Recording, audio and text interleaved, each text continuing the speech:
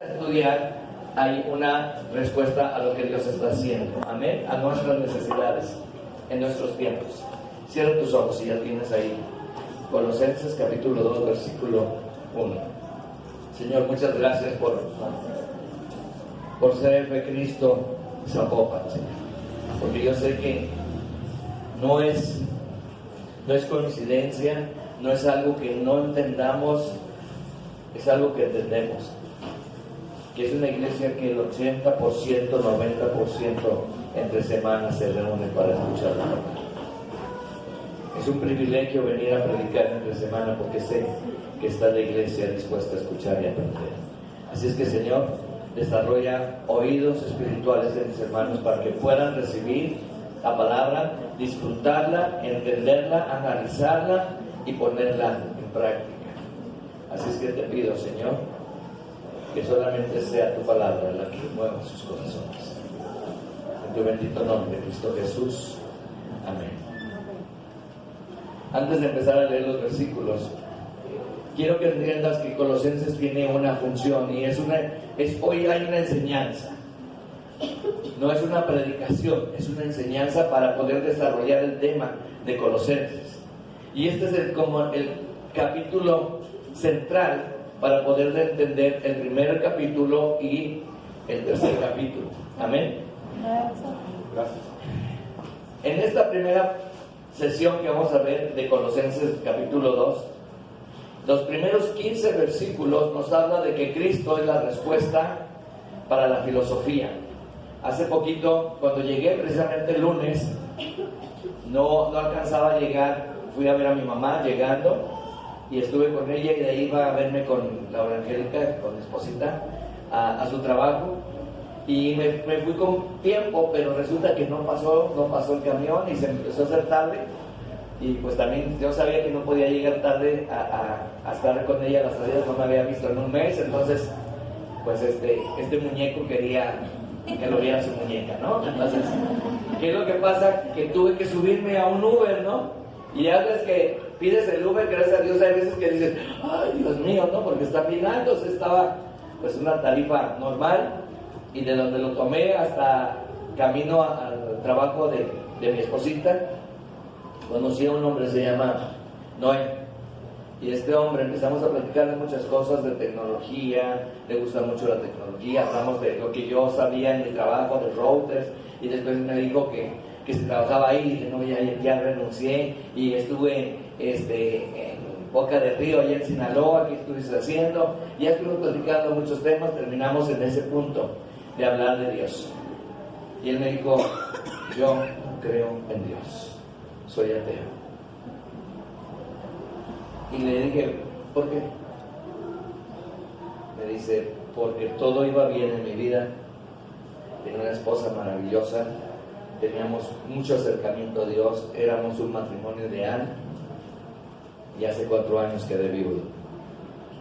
Y dice, tengo dolor en mi corazón, porque hay gente mala que sigue viva.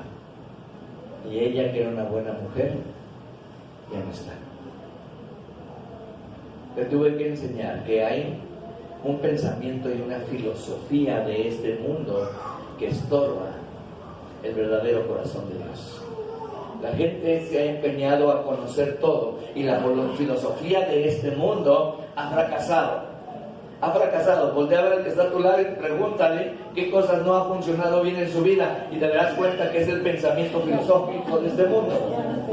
¿Cierto o no? Como piensan los demás, pero cuando te dicen busca a Dios, dices, ay, esas cosas ahorita no. Pero al final de cuentas, lo que está afectando hoy en día a toda la humanidad es que el hombre se olvidó del verdadero pensamiento, de razonar quién es Dios y en conocer su voluntad.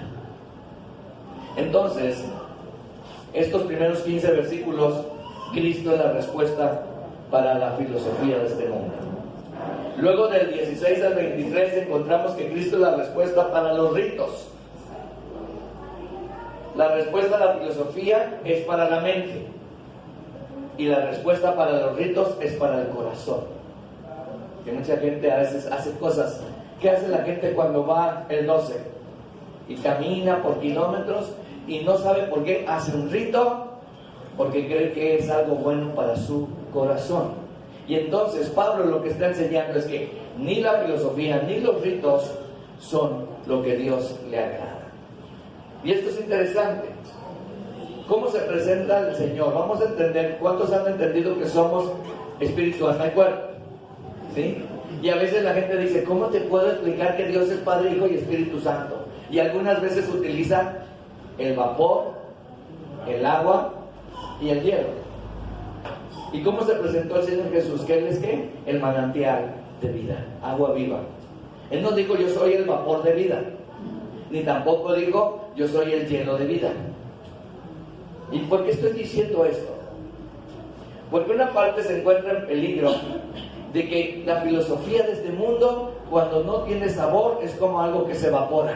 ¿Te has dado cuenta? La gente cree en algo, no es correcto conforme al corazón de Dios, no es la verdad de Dios, y entonces va en busca de otras cosas. Es como algo que es un vapor nada más. Está queriendo sentirse satisfecho, pero no hay una satisfacción. ¿Y cuál es el otro problema? Porque el vapor se desvanece, ¿cierto o no? Quería traer algo así, hacerlo como un juego de química, pero nos íbamos a entretener más. ¿Cuál es el peligro opuesto? Que se congele. Y esto sucede cuando tú y yo empezamos a conocer a ese manantial de vida, pero nos quedamos donde estamos. Y convertimos al cristianismo en una religión, en donde ya vengo, ya hago lo que me piden y ya lo hago así. Y entonces empiezas aún dentro de la iglesia, a mantenerte un ¿qué? Un enfriamiento. Porque dices, es que estoy yendo a la iglesia, pero no estás funcionando como el Señor quiere que funciones.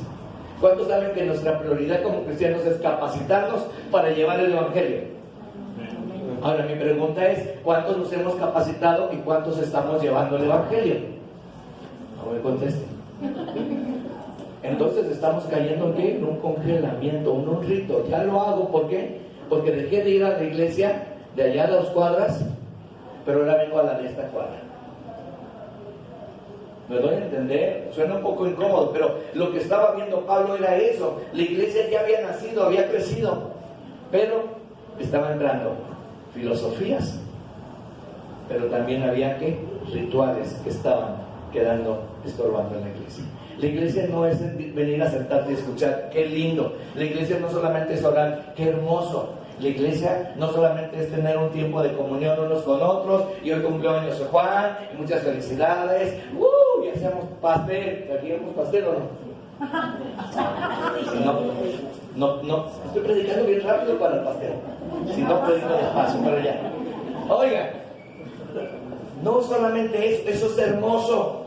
Voltea a ver que está a tu lado porque te sientes cómodo que estás recibiendo la palabra, ¿cierto o no? Porque oramos juntos, ¿cierto o no? Pero ¿y qué de los demás que están afuera esperando el evangelio? ¿Qué de aquel que a lo mejor tiene algo en su corazón y tú siempre lo miras con rechazo? Y tiene necesidad también de lo que tú tienes aquí. Él también tiene necesidad, ella tiene necesidad de sentarte en una silla, sentarse ¿qué? Y recibir la bendición que tú estás recibiendo de la palabra. Amén. Y si no hay amén, pues ni modo. Cada uno de estos extremos constituye un verdadero peligro para la iglesia. Ahora, necesitamos estar prevenidos para las tendencias filosóficas, pero también para la tendencia del ritualismo. Lo que hice, que les dije que cambié las sillas, cada domingo moví en ese lugar las sillas, el acomodo para allá, para allá. Hasta me dijo una hermana, oiga, ¿y los de la izquierda dónde nos sentamos ahora? Porque algunos ya nos sentamos en un lugar, ¿verdad? Pero ¿qué pasaría si el domingo cambiamos y allá o de este lado ponen la música y hacen una especie de C? Dirán unos, ¡ay! ¿Y mi silla? Porque a veces ya caemos en una repetición. Qué delicia sería que cada vez que llegas buscaras un lugar diferente y a una persona diferente para tener ahí un espacio. Si lo hacen, van a ver qué bonito van a crecer. Y Pablo habla de 5 errores que ponían en peligro a la iglesia en Colosenses. Y utiliza este capítulo para decirlo. El primero de ellos eran palabras persuasivas. Y esto lo tenemos en los primeros 4 versículos. Perdón, del 4 al 7 del capítulo 2. El segundo era la filosofía de este mundo. El tercero, el peligro del legalismo. El cuarto, el peligro del misticismo. Y el quinto, el peligro del ascetismo. Y lo vamos a ir viendo cada enseñanza, ¿ok? Pero ¿sabes qué? Esas enseñanzas eran un peligro para la iglesia de Colosas. Pero esas enseñanzas también es un peligro para la iglesia hoy. Vuelvo a repetirte, 5 cosas tienes ahí donde anotar. Si no, ve aprendiendo a traer tu cuaderno y una pluma y anota. O en tu celular, en una nota, pon 5 cosas que son un peligro para la iglesia actual. Número 1, palabras persuasivas. ¿Me dicen cuándo ya? Voy muy rápido, ¿verdad?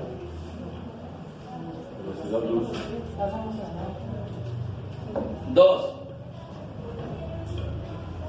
filosofía de este mundo. 3, legalismo en la iglesia. 4, misticismo. ¿Cuántas veces a veces nos asustamos? Me acaban de invitar a unas conferencias de un hombre demasiado místico, conocido, no voy a decir nombres, no voy a decir cuándo quieras para no hacer chisme. Y quien me invita le dije, sabes que yo no comparto lo que enseña este hombre, así le dije. Pero gracias, entiendo que tenemos que estar unidos como cristianos, pero no todo nos hace unidos. Hay cosas que nos distinguen, porque es demasiado místico. Todo lo quieren ver como espiritual. Si se me cae el café es que algún espíritu andaba aquí y cosas así. Entonces hay que tener cuidado. Pero número 5 es el ascetismo. Y ya cuando lleguemos ahí entenderán qué es el ascetismo. O si buscas, agarra un diccionario o pregúntale aquí a mi hermano. Pero ¿cómo se escribe? La verdad me es ignota la palabra. A-S-C-E-T-I-S-M-O.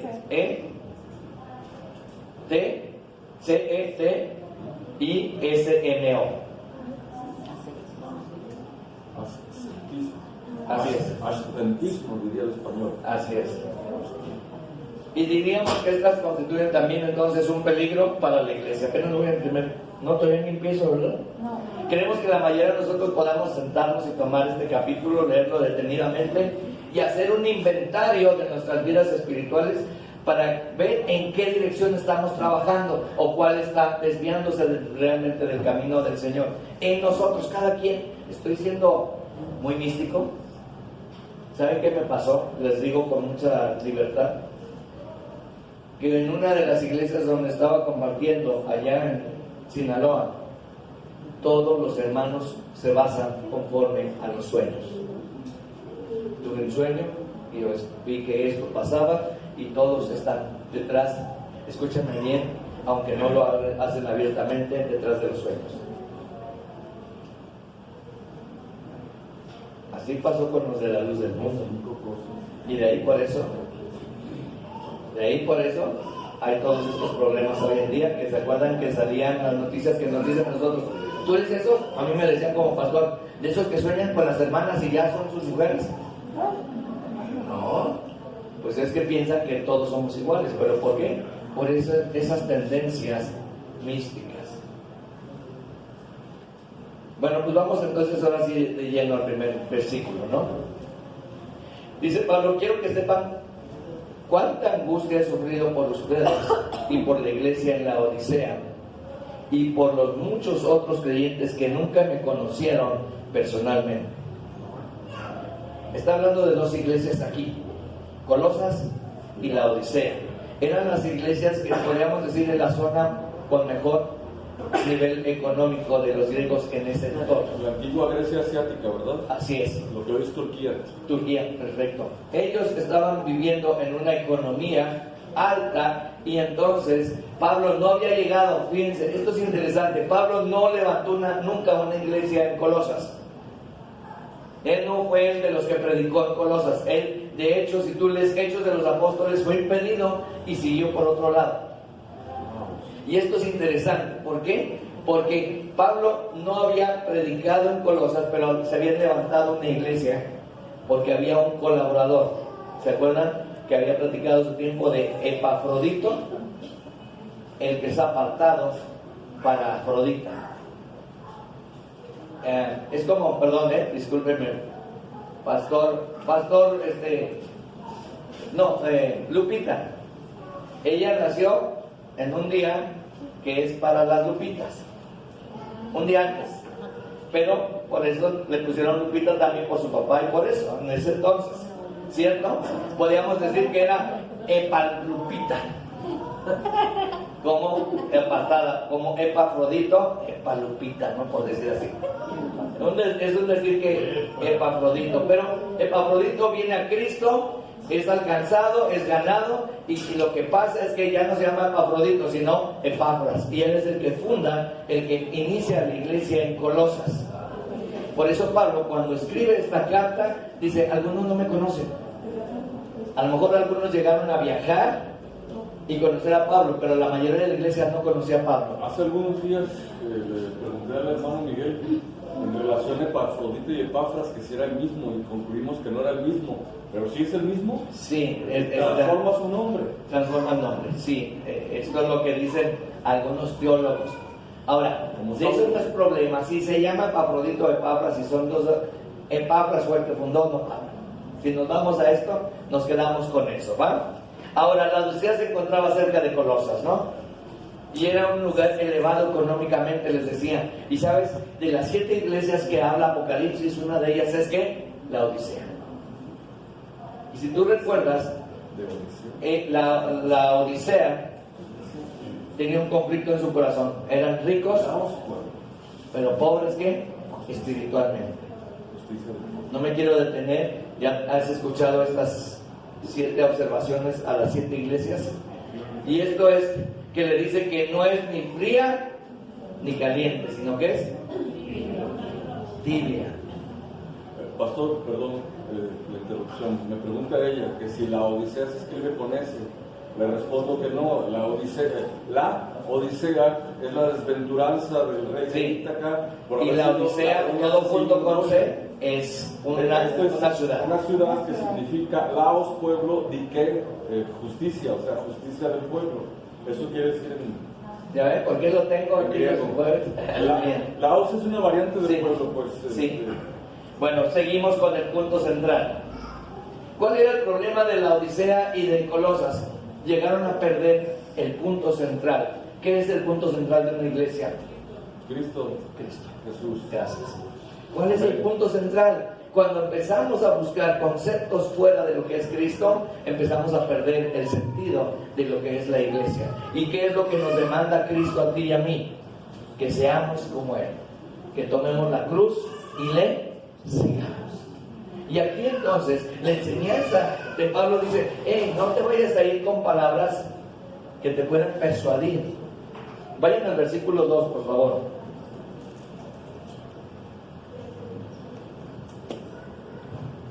Bueno, antes de ir al 2, ¿saben cómo lo llegaron a nombrar ciertos teólogos este versículo 1 o esta parte? La oración sufrida. ¿Y por qué la oración sufrida?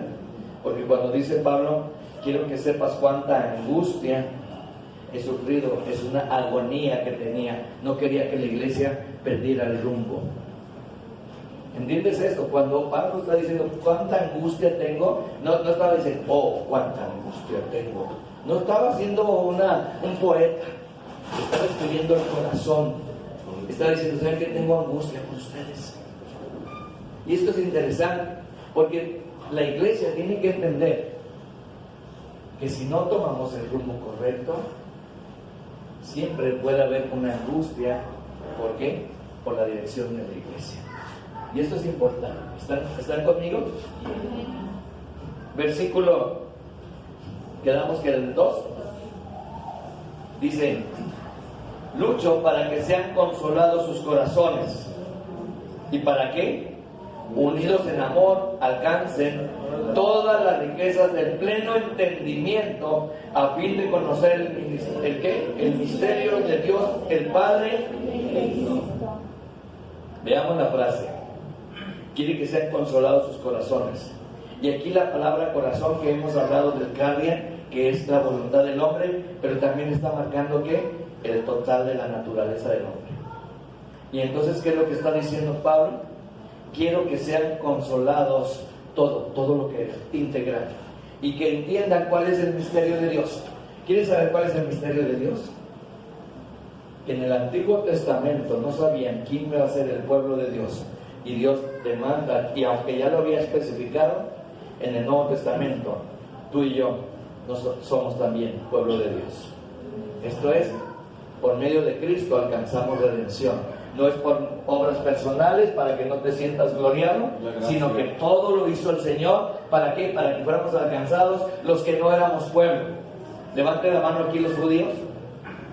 No espiritualmente, nada. Ay, soy judío espiritual y tiene la no me quieras hablar. Dice que si nos está hablando de todos los que no éramos pueblo fuimos alcanzados, y esto dice, puedas entender que no eras pueblo, mas ahora eres pueblo. En esta frase dice, quiero que la vuelvan a leer: lucho para que seas consolado, ser de Cristo Zapopan, y para que unidos, ¿en qué? Amor. ¿Les parece que es el más misterioso de los misterios, verdad? Lo que nos falta a la iglesia siempre, que es amor. Aunque decimos que nos amamos, nos falta ¿qué? Amor. Porque entonces tendríamos un lugar donde no habría ni espacio para llenar este lugar. Somos solo el proceso. Y número 2 dice, quiero que tengan la plena confianza. Anota ahí, para que entiendan el misterioso plan de Dios. Dice en otra versión, que es Cristo mismo. ¿Cuál es el misterioso plan de Dios? Que había un Mesías que iba a llegar, y esto para los judíos siguió siendo para muchos velado, pero para ti y para mí ha sido revelado. No hay misterio. ¿Quieres saber? El misterio de Dios se fue revelado, y esto ya es ahora una revelación a nuestras vidas. Amén. Ahora, unidos en amor significa aquí una unión bien compactada. Unidos en amor, es decir, nada nos separa. El amor les atrae a los unos a los otros, a la unidad. Después de todo, una iglesia no está unida por los dones, o incluso por lo que hoy llamamos espiritualidad. No. El vínculo que hoy une a la iglesia tiene que ser, y es, el amor. Si no hay amor, aunque tuviéramos todos los dones, dice 1 Corintios, aunque tuviéramos calidad de otras cosas, si no hay amor, ¿qué dice? Nada soy. Así es que si te falta amor, puedes decirle, ¿cómo te llamas? Nada soy. Porque no hay amor en ti, y nada somos.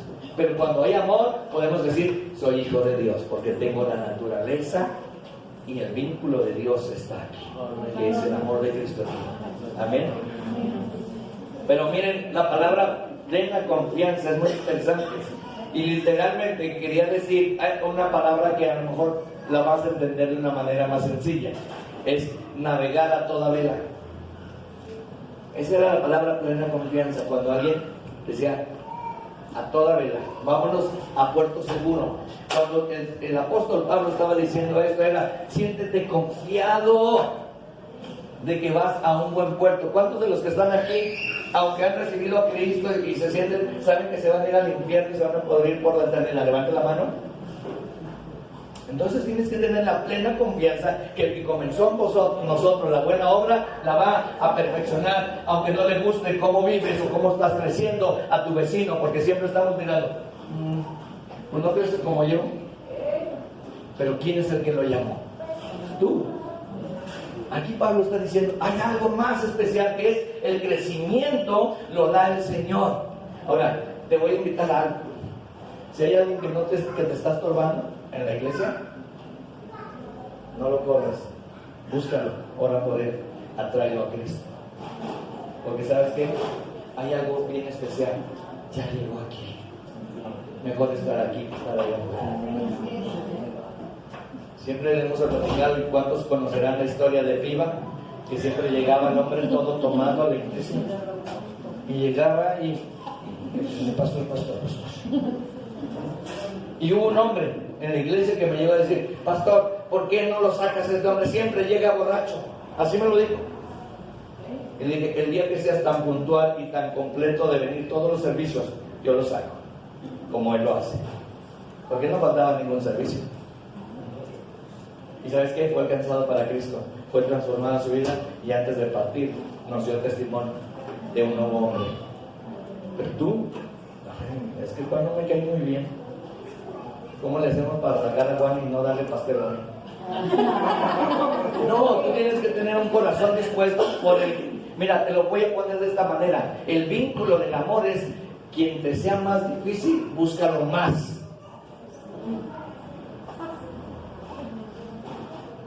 No les gustó. Quien te sea más difícil, búscalo más. Porque entonces empiezas a vincularte en amor. Y esto te genera, ¿qué? Mayor unidad. Y entonces la gente no ve cosas de roce.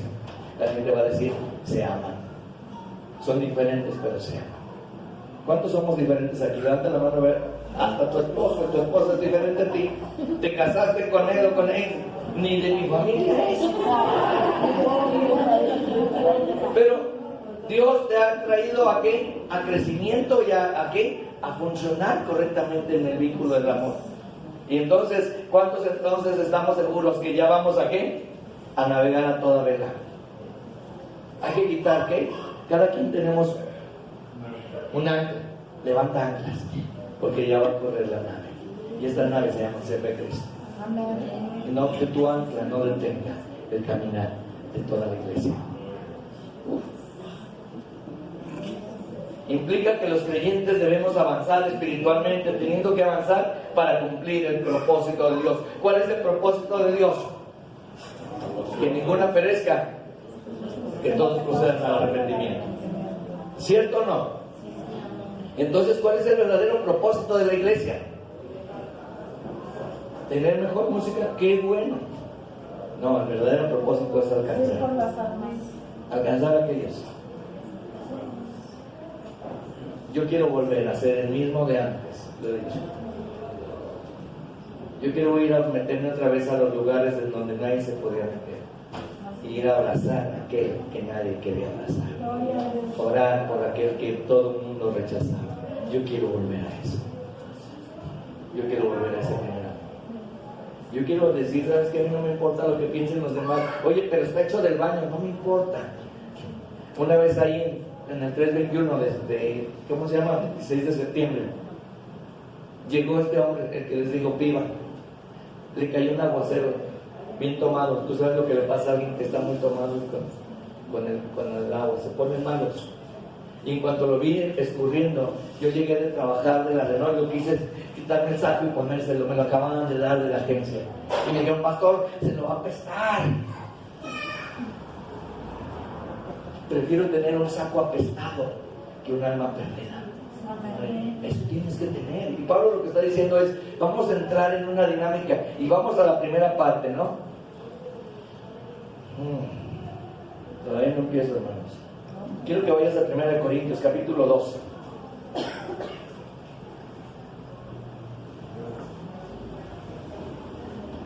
Y me esperas porque no me trayecto. Soy muy moderno, pero me falta todavía velocidad.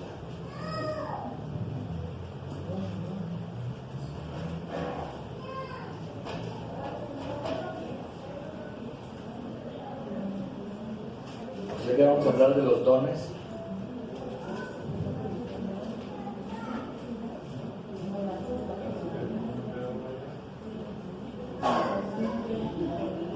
¿Ya llegaste? Quiero que vayas al versículo 2. Dice: porque así como el cuerpo es uno y tiene muchos miembros, pero todos los miembros del cuerpo, siendo muchos, son un solo cuerpo, así también. ¿Quién? Cristo. Aleluya. Porque un solo espíritu fuimos todos bautizados en un cuerpo, seamos judíos o griegos, sean esclavos o libres, y a todos se nos dio de beber de un mismo espíritu. Y así pensamos. atractivo y que no es malo, tiene un buen lenguaje, pero sabes que hay que saber qué te está diciendo y hacia dónde te está encaminando. ¿Alguna vez has escuchado? No me digan, por favor, ¿no? ¿Cómo es para ustedes mismos? ¿O has alguna vez por error en tu vida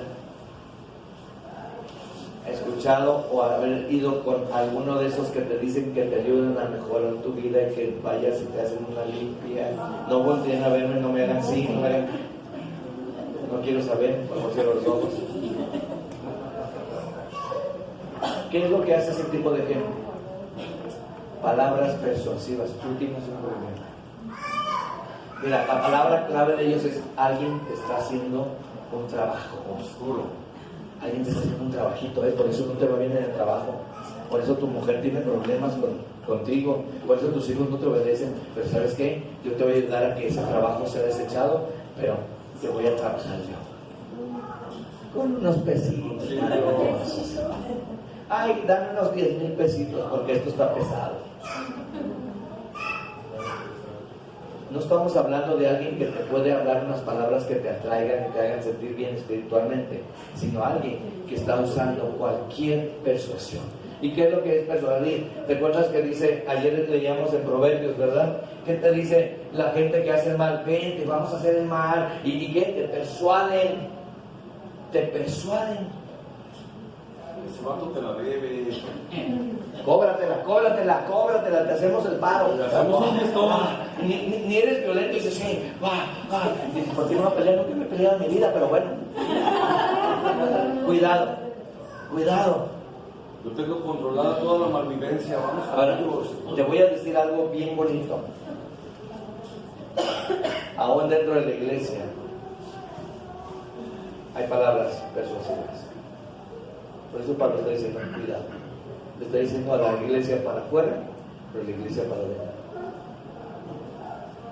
¿Sabías que la hermana Concha tiene un problema?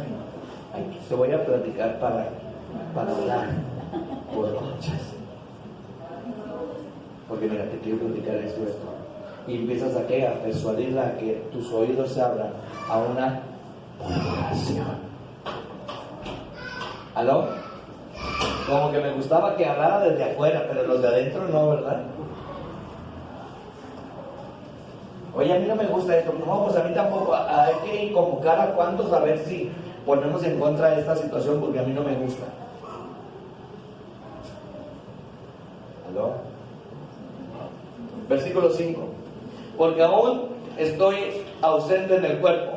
No obstante, en espíritu estoy con vosotros, gozándome y mirando vuestro buen orden y la firmeza de nuestra fe en Cristo. ¿Sabes de qué estoy contento? De que grabaron los de aquí y los de allá de la mesa las predicaciones. Y yo los vi a todos. Los que predicaron, de algo estoy contento, de que se mantuvo ¿qué? La enseñanza fresca y sana de cada uno de los que vinieron a compartir aquí a Zapopan. Quiere decir que hay algo bueno. Dios está despertando gente dispuesta a ¿qué? A abrir nuevas obras. Suelten su hielito. Abrir nuevas obras. Sí, bueno, sí, pero Juan. Sí, pero José. Sí, pero Miguel. Yo no. ¿Y si el Señor te lleva a abrir una nueva obra? ¿Y si el Señor les lleva a abrir una obra a Claudio y a Julie? ¿Qué vas a hacer? Apoyar a Claudio. ¿Quién es Claudio? ¿Cómo que Claudio? Estaría mejor Mario con... Venga. No. El ideal es Daniel. No. Juan, su esposita siempre sonriente. Tranquilos, a donde Dios te mande y como te mande tienes que estar dispuesto a decir, gloria a Dios, está abriendo una nueva obra. Se fue a Querétaro, Alan y Mimi, y estuvieron trabajando allá, yendo a una iglesia, a otra. Dios le puso en su corazón empezar una misión en un lugar que se llama Miranda, donde no hay cristianos ni iglesia cristiana, conforme a los registros del INEGI. Pero empezó a hacer estudio en su casa. Empezó a hacer estudios y ¿saben cuántos eran? Así. Él, su esposa, su mamá, su hija y un invitado. Y se aventaron semanas así. Y entonces él le dijo a Dios, ¿sabes qué, Dios? A lo mejor estoy queriendo hacer algo que no es correcto. Y a lo mejor estoy obligándome y obligando a mi familia a tener un estudio de eso. Al otro día empezó con un vecino que tenía una llanta ponchada, no ve muy bien, y le ayudó a cambiarlo, repito, y ya está en el grupo. Se encontró con gente en el trabajo, les compartió de Cristo y ya los está llevando. Ahorita ya tiene 7 nuevas armas para Cristo. Pero ¿sabes qué me dijo? Dios me dijo, no es como tú quieres, sino como yo te los voy a dar. Precisamente hoy en la mañana me platicó que estaba compartiéndole a una de las personas que le he estado compartiendo por semana, porque los tienen en diferentes lugares y no es en un solo lugar, sino que les predica cada quien en su lugar. Y llegó un hombre y dijo, ¿están hablando de Dios? Sí, ¿me puedo quedar? Pues sí. Y ya se sentó y dijo, oiga, pues está rico esto, ¿cuándo se vuelven a reunir? Pero no es cuando tú quieras ni como tú quieras, deja que Dios se mueva y deja que Dios hable. ¿Qué tal si regresando Rosalío se va, no sé, a Cocula y los deja aquí porque abre una nueva obra en Cocula? No, para eso lo mandamos, no, pastor. Me voy a entender, tenemos que tener el corazón abierto aquí a nuevas oportunidades de lo que Dios nos está diciendo. Dice, estoy ausente en el cuerpo. Qué rico que Pablo decía, no los conozco a unos, no me han visto, quiero verlos, pero estoy ausente. Pero vean lo que dice, en espíritu estoy con vosotros, gozándome y mirando vuestro buen orden y la firmeza de vuestra fe en Cristo. Cuando utiliza la palabra buen orden, utiliza la palabra de un término militar, que es estar alineado hombro con hombro. Así debe de estar la iglesia. Dice, así está ahorita Colosas, hombro con hombro. Así está Zapopan, hombro con hombro. Ellos están dormidos. Así está Zapopan, hombro con hombro. A ver, les voy a dar como los payasos, ¿no? No, les voy a dar su oportunidad. Hombro con hombro. No exageres. Es que estaban muy serios, como que estaba media regañada la prédica, ¿no? Oigan, siéntete bendecido, hombro con hombro. Estamos caminando. Yo me siento contento porque los jueves no he visto en una iglesia, en todos los años que tengo de conocer al Señor, que la convocatoria de entre semana sea igual que la del fin de semana. Esto es delicioso. Si yo tuviera por lo menos la mitad en la mesa de los que van el domingo, tendríamos los miércoles mucho más. Pero ¿saben qué? Estos jueves son para que tú digas, es que estamos hombro con hombro, no nos vamos a dejar caer, no nos vamos a pelear, no vamos a pensar ¿quién tiene más? ¿Quién es mejor? ¿Quién es eso? Estamos como soldados juntos. Y esto es lo más importante. Esto es lo que tenemos que estar haciendo, manteniéndonos firmes hombro con hombro. Y Pablo utilizó la palabra firmeza. Esto implica construir un frente sólido, inamovible. Que nada nos mueva. Escúchame bien, que nada nos mueva.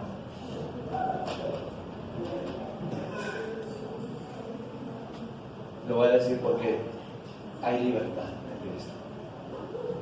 Pastor Nelson no compartió estos 2 meses porque yo quiero que tenerlo que inamovible en su corazón y en su pensamiento.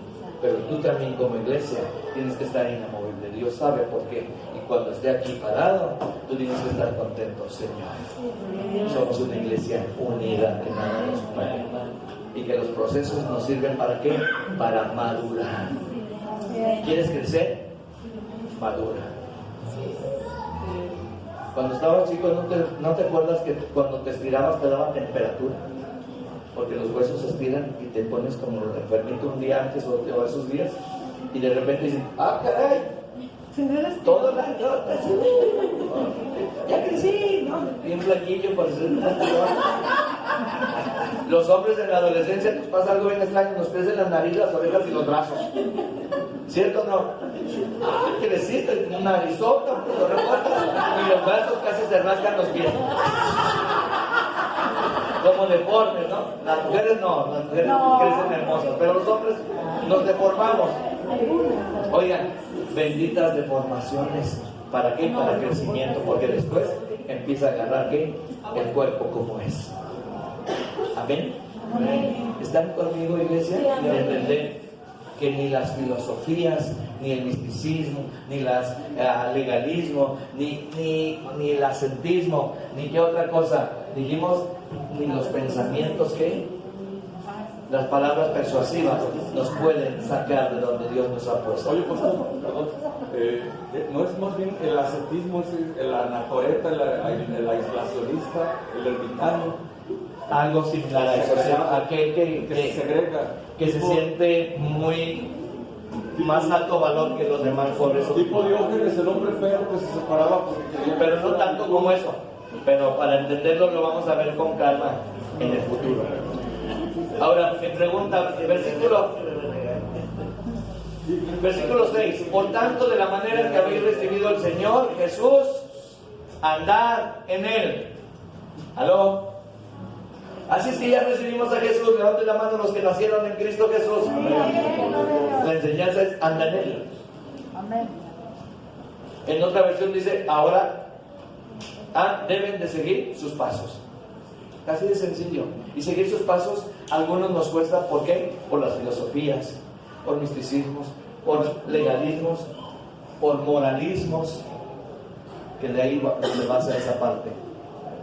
O por palabras persuasivas de otros. No necesitas buscar a Dios. Vete despacio. Te estás haciendo bien religioso. ¿Cuántas veces nos estorba la familia? Empieza a buscar a Dios y le empiezan a decir, en vez de decir, gloria a Dios, está cambiando. Ahora te sientes más santo que nada. El santificado ya llegó. Los fanáticos de estatuas y pinturas nos llaman diabólicos. Nosotros somos hijos de Dios, santos, incorruptibles. ¿Por qué? Por la sangre de Cristo. Y dice, ahora, ¿cuántos saben que somos salvos? Vive como tal. Ese es el propósito. ¿Eres salvo? Vive como tal. ¿Entraste a un nuevo reino? Vive conforme al reino que has entrado. Gracias. Y ese es el punto. Quiero terminar el último versículo. Arraigados y sobreedificados. Utiliza dos figuras: arraigados para el árbol y sobreedificados la construcción. Echar cimientos. Esto es, profundiza tus raíces en Dios. ¿Y qué? Y haz tu estructura firme en la roca, en la piedra angular.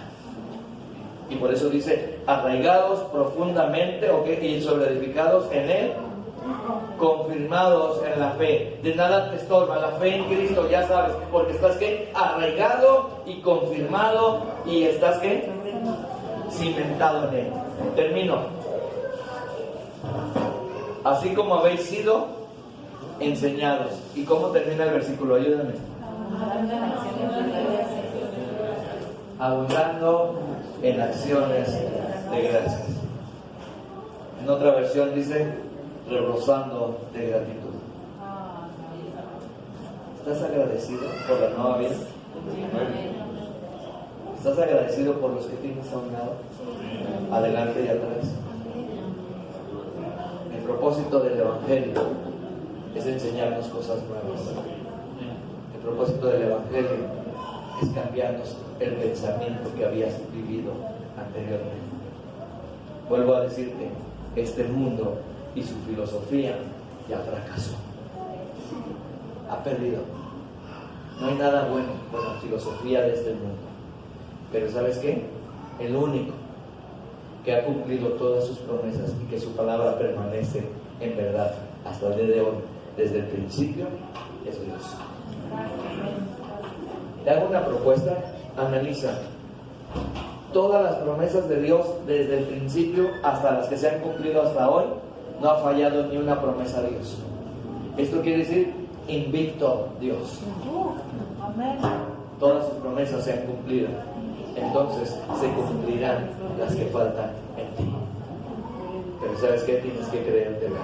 Estoy afirmado en la fe que Dios va a cumplir su propósito para el cual fui llamado. No importa las filosofías y todo lo que exista alrededor, la prioridad es que yo puedo ser afirmado. No es mis capacidades, es Él en mí. Porque ¿sabes qué? Todos lo decimos y lo repetimos los pastores: sepárate de Dios y veas cómo te enfrías. No, yo voy a decir, sepárate de Dios y verás cómo vives como un fracasado realmente. Porque aunque tuvieras todo, tu vida sin Dios es un fracaso. Quiero que te pongas de pie.